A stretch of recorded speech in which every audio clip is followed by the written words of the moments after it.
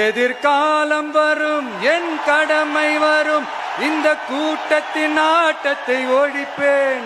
எம்ஜிஆர்னா யார் தெரியும்ல? அவரு மாஸ்னா என்னன்னு தெரியும்ல?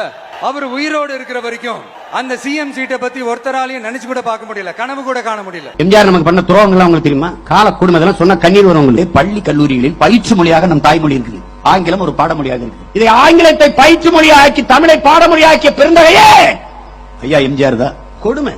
கல்வியும் மருத்துவமும் அரசிடத்தில் இருந்தது, பொதுமையாக இருந்தது.